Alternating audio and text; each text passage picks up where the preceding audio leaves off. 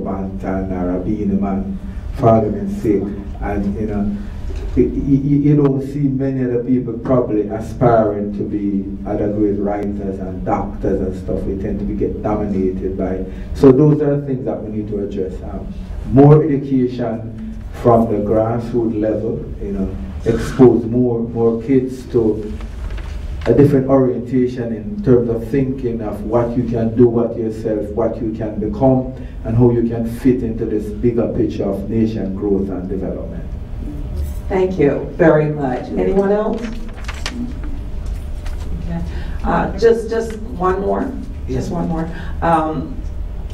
I know others as well as myself we were inspired by your presentations. You are really excellent. Let's give it up. And that last one, I have to tell you, that one was really over the top. Thank you so much. And it reminded me of someone that, another writer, poet, what have you, that I hold in high esteem, and that's Dr. Maya Angelou. Wow. And when you went there, I thought of her phenomenal woman, and I see, thank you so much. And that's way up on the top. So I'm going to add you to my list, and I'm going to ask you, what inspires you? Or what or who? Well, I love to be in love. I love to fall in love. I love eyes. I get crazy about eyes. I'm the type of writer where I could be somewhere and I just see a pair of eyes and it lights my soul and I want to write on and create. So I'll get away from where I'm at and I just have to find somewhere. A laptop, a computer. Or something. I love beautiful eyes, and I get to look at them forever and draw them. Now I have a question. Yes. That special thing were not the eyes, no? Which one? The special thing that God put in Oh women yeah, the special are not the Master eyes, God. no? Wait. Well, Don't answer it. I like that. That's your homework. That's your homework. I must say that I just took my glasses. right. I've gotten in trouble in the past. For argument's sake, my background on one side, it's kind of mixed up. My grandmother, who is still alive and lives there, she's 96, is very light skinned, like Jamaican white. They actually call him white when he used to go to New York in the days. So her lineage is from those Germans and / Europeans. My grandfather from my mother's side, he was an Englishman that came to Jamaica and were managing a estate. No, my grandmother, one of my grandmother, the other one, my mother's mom, she's jet black, beautiful woman. She's tall, long hair. She perhaps has some Indian in her gene. But he was actually driving through the farm and the sugar estate and saw her working in the cane field and decided that no way is this beautiful girl going to be working in the cane field. But it came with a price. She ended up having my mom, He took her to the cane field, but she got a child from him. So there's this two half to me. And I always say that because I'm very passionate about, I say my black woman then. And I remember Butcher Bantan, a famous Jamaican artist who is now in federal prison. He did a song like say something like, "Me love me car, me love me bike, me love me money and thing, but most of all me love me browning." And what he did, that song, it created a lot of hurt to Jamaican women or Jamaican female with a darker pigmentation. So much so that this female made a concoction and with caustic soda and toothpaste and some other thing, and she put it on her skin to bleach, and she got badly burnt and ended up in the university hospital. And I said I had to respond to it, even though that, say, one grandmother is a browning, but in respect to my other grandmother, I decided that I had to answer it. And I wrote the song, "The Blacker the Berry, the Sweeter the Cherry," which was celebrating my Jamaican black woman. And I remember taking a white female doctor to a performance, And she was like, you never dare do that piece again when I'm here. I felt embarrassed. So they explained that no, it's no disrespect. But I just, you know, I tend to write a lot about my woman, you know, about my Jamaican woman, and you know, and my people. I just love my people, period. Thank you. Thank you very much. Can I quickly ask, being the artist that I know you to be, who is so in demand and who is very international and everywhere, how do you balance that with your work as a law enforcement officer? It's rough. Like next week I'll be going to Colombia for a week. Just came back from Jamaica. People call constantly. I know what my true position is in life. I'm a people person. I get enormous satisfaction out of helping people, and I think that more than anything else, that's why we're all here on this planet Earth. Not so much to be vindictive, but to help, and it gives great satisfaction when, as a police officer, you know, you can be on a scene and you make a world of difference, whether someone gets beat down or what. You know, you can always do your job. People look at you, there's a somewhat command present that comes out of you that is bigger than other people, and they immediately know that when they're around you, they behave a certain way, or people behave a certain way, and it gives me enormous satisfaction. I truly want to become the writer artist that I'm supposed to be. I think there are too many distractions, and I'm going to really, as part of this 50th anniversary process, really recommit myself to the arts. Probably cut back on a little of the civic engagement. I'm the president for the Jamaica Ex-Police Association. We have a number of projects. I'm on the board of Caribbean Education Foundation, and people tug at me all over the place, but I really want to write. I really want to celebrate my creative energy. Thank you. And Nova, I really enjoy, I guess, when I decided to do the doctorate, I did it.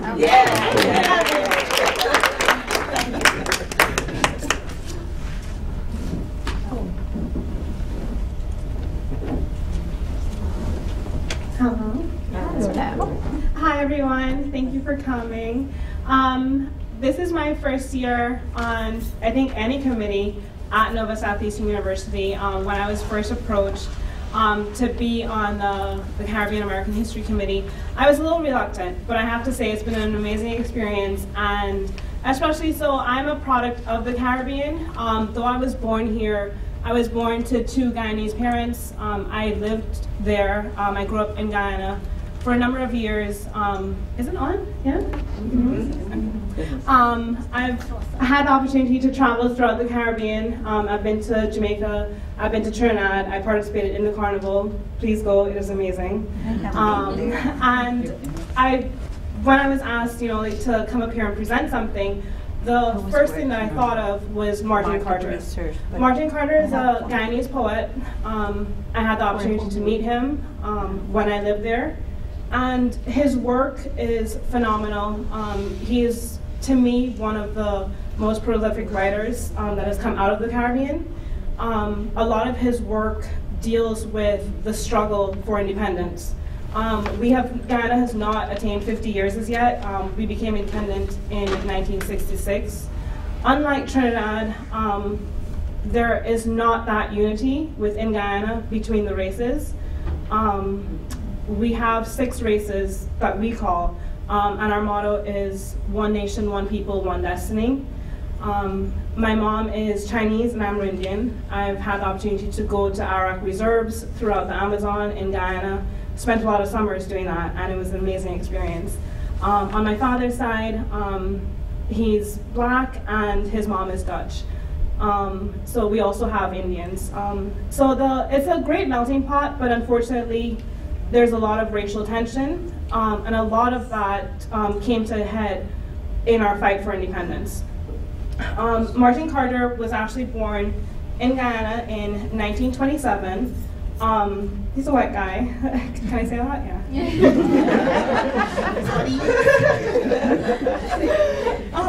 He went to Queens College, which is the best secondary school in the country. I attended there for 2 years as well before moving to Barbados. During his early 20s is when the country was really struggling for independence. There was a push for nation building to become our own country, to get independence from Britain. It was a very violent time. There were a lot of racial clashes between the two dominant races in Guyana, which are the Indians and Afro-Guyanese. He was a leading force for radical change in the government. He actually was arrested. He spent time in prison because of his actions, protests against the government. And during his detention is when he did some of his greatest work. He had a compilation of poems called Poems of Resistance, and he wrote most of the pieces during his time in prison. When he got out, he was appointed to the UN, part of the Guyana contingency to the UN, and he later served the now independent country as the Minister of Information and Culture. He retired from the government in 1971. The poem I'm going to read to you today is called This Is the Dark Time I Love. It is rumored that he wrote to his wife while in prison through poems, and this is supposedly one of them. This is the dark time I love is the name of it. This is the dark time, my love. All round, the bland brown beetles crawl about. The shining sun is hidden in the sky. Red flowers bend their heads in awful sorrow. This is the dark time, my love. It is a season of oppression, dark metal and tears. It is the festival of guns, the carnival of misery. Everywhere, the faces of men are strained and anxious. Who comes walking in the dark nighttime? Whose boots of steel tramp down the slender grass? It is the man of death, my love, the stranger invader, watching you sleep and aiming at your dreams. This poem is set at a time in Guyana when the government suspended the Constitution and the British Army came to the country for a number of years to maintain order. In the poem, he talks about the brown beetles crawling. This is a reference to the soldiers. They had brown uniforms and they were everywhere, primarily in the capital. It was a very tense time. The red flowers bend their heads in awful sorrow.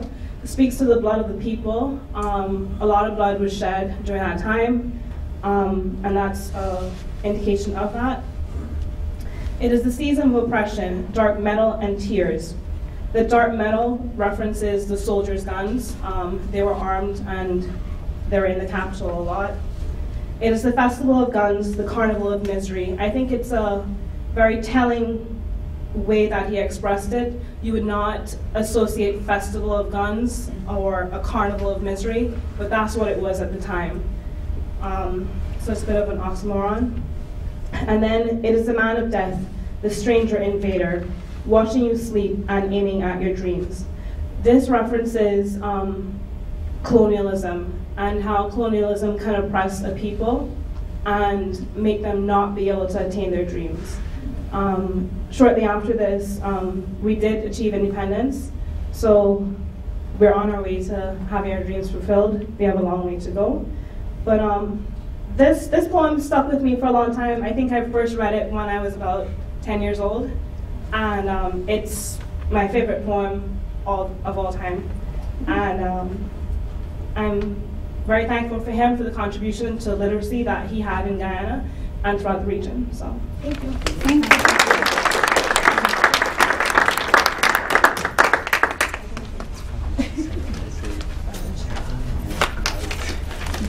Thank you, Tara. Wow, this is so rich. So rich. Anyway, I'm going to share with you a few pieces. When I was asked to do this, I know some people expect me to do my own pieces, but that's not what's going to happen. Because I myself do write and perform poetry.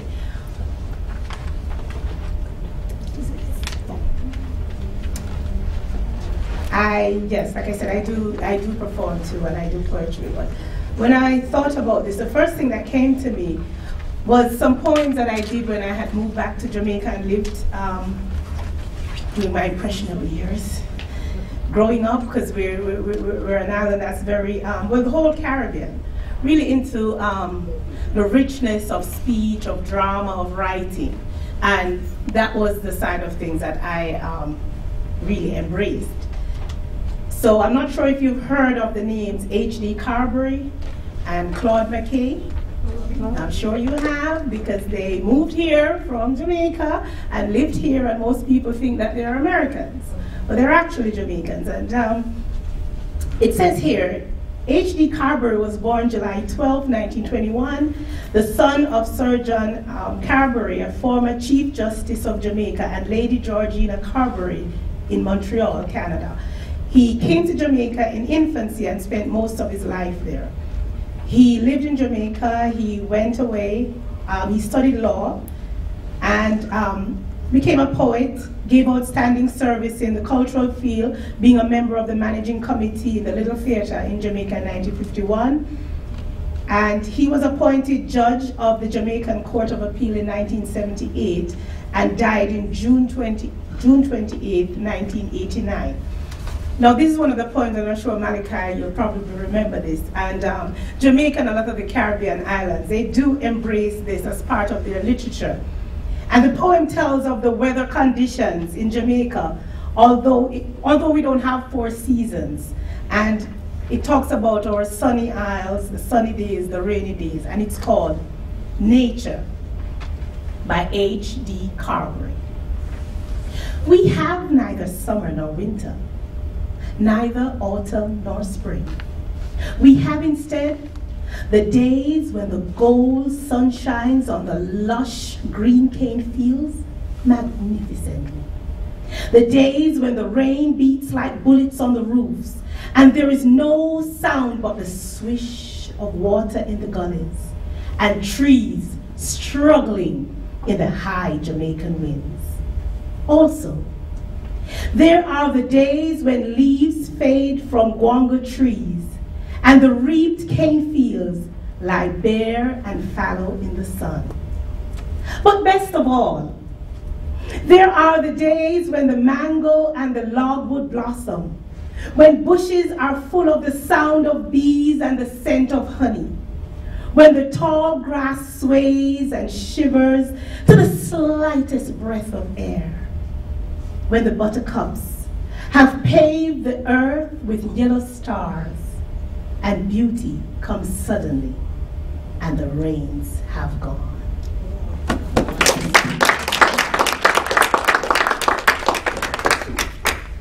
Okay, thank you, Malachi. Yes. Thank you. Another one will talk to Malachi. A law enforcement officer, we need him on the street. Thank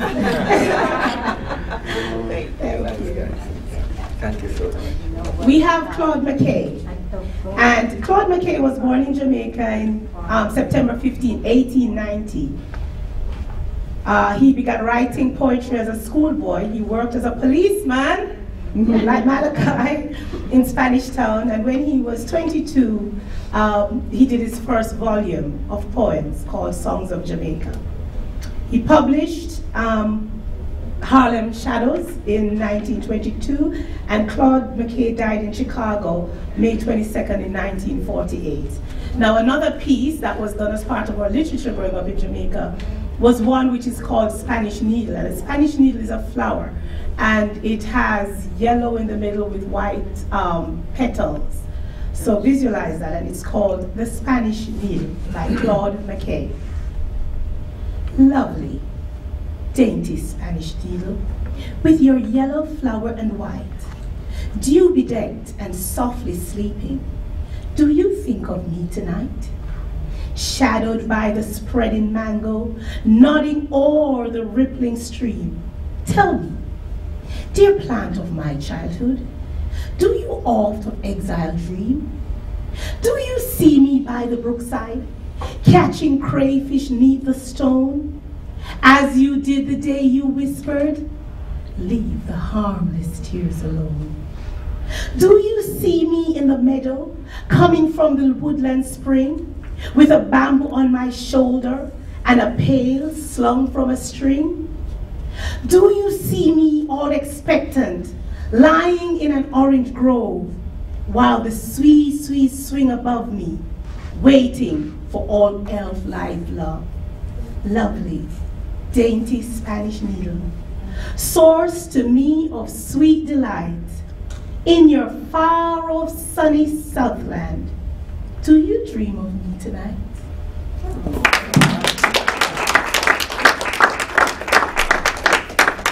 And since we're doing the Caribbean, I'm going to read one of my own, which I wrote recently. I recently traveled to Haiti, and I was just so bowled over with the place. I went to Hawaii some time ago, and I thought that was paradise. And then I went to Haiti, and I found paradise all over again. But this one's called, I Went to the Mountaintop. Sitting in paradise on the mountaintop, candlelight dinner, selection that wouldn't stop. Jacmel to my left, St. Dominique to my right, then a warm bucket to start the night. I heard a moo. Could that be a cow? I guess it's time to rise. Must I get up now? It's too early for breakfast, though I must shine. Look at all this. Is this really mine? Sitting in paradise, on top of the mountains, taking in the scenery. Are those plantains? Jacques, Tatiana, and Pumba are such a delight. They've all made this trip already out of sight. Traversing down into a sea of faces that shows hope and promise in all places. Two worlds in one is what I see, but more than all, spirits are free. Bonjour, merci are not forgotten, even by those that have been downtrodden. I went to the mountaintop, and what do I see? Is an island that needs you and me. There is more to explore, and I wait in anticipation. From the mountaintop, I plan my contribution.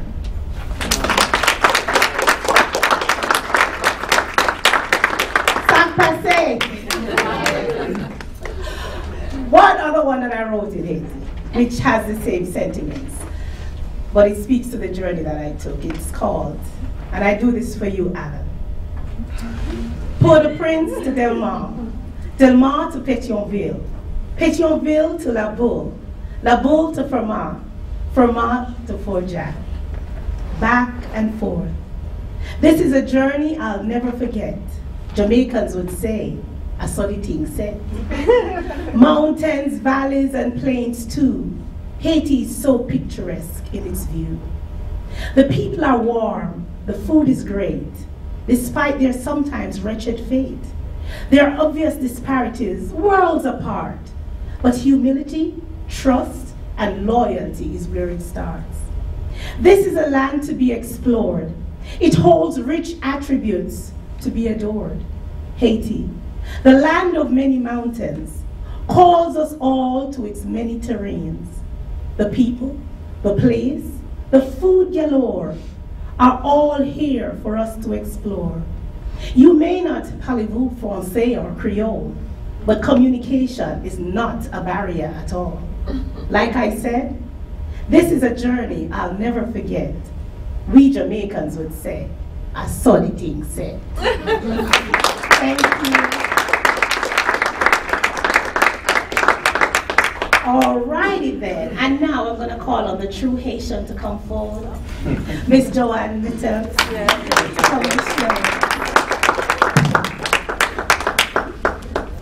How do you follow that, really? I want to thank you all for being here, for those who contributed today, and I want to thank you for this brief opportunity to share my own story and to give you an opportunity to have a visual and to actually hear some of the beautiful sounds of Haiti.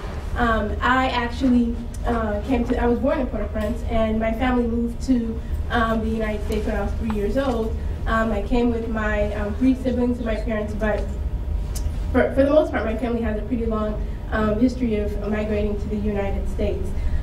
We hear so many things about Haiti. I don't know if people are aware, but approximately 70% of the Haitian population is under 21, 22 years old. So we have, although we've established our independence a long time ago, we're a pretty established country in terms of years, we have a very, very thriving young population. What I wanted to do is take a few minutes to highlight one of our up-and-coming artists. His name is Jay Perry. He also was born in Port-au-Prince, Haiti, like myself, and his actual name is Jonathan Perry. He fell in love with music from a rich family, long lineage of musicians, but started his love of music at the age of 6. His specialty is in pop and R&B, and while he is based in Haiti and creates most of his music in Haiti, he also frequently comes to the United States and lives in Miami. He's a recent graduate of Miami International University of Art and Design, class of 2007. I want to take a few minutes to culminate this wonderful event by giving you a visual. Do not be troubled by the fact that the video is in Haitian Creole. Just focus on the visual, focus on the music. The song, it was filmed again in Haiti, in the southern part of Haiti, in Jacmel. And the song is entitled Décoller, which means take off. And it was actually the theme, the music theme for the past, this most recent Carnival. I want you to see the diversity that was highlighted in some of Dr. Davis's poem. I want you to see the people. Featured in this video is the former 2010 Miss Haiti in there. And stretch your legs. You've been sitting a while, so feel free to stretch your legs and enjoy Décoller by Jonathan Perry. Where is Bacchus when I need him? Hold on, give me 1 second. It's dark here.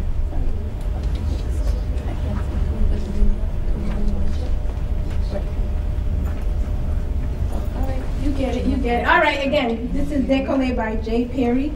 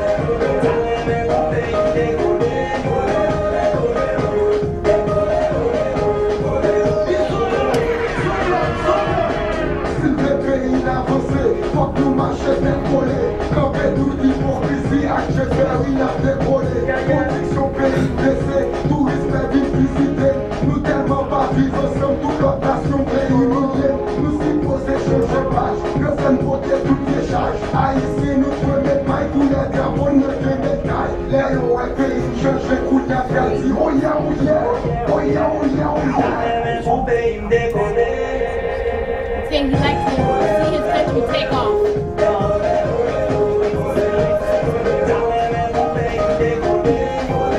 Sorry, he's saying that he'd like to see his country take off, thrive. That's what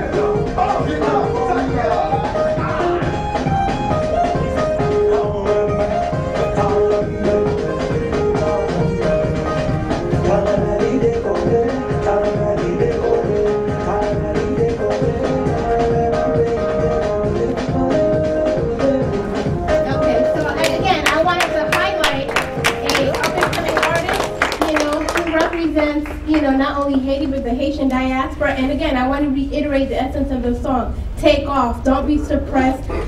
Stay optimistic. Be enthusiastic and joyful, and set a tone for those who are following behind. So take off.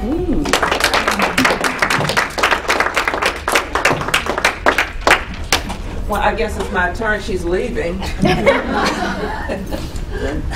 Okay, we are coming down to the end, and the last item that we have on our program today is the awards and recognitions. And in terms of announcements,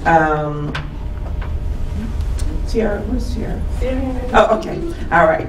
She is going to tell us more about a wonderful, wonderful event that she chaired, and it was trivia from the Caribbean, and I just hate that I did not take part in all of this. Not, as I said to the committee, not so much for a prize, but a chance to learn some more. Okay, and just from the emails that where she could communicated back and forth with us and those who. Here's this.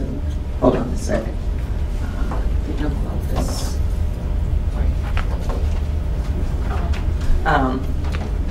The communication back and forth just made you made me, in this case, a lot more interested in what's going on in other parts of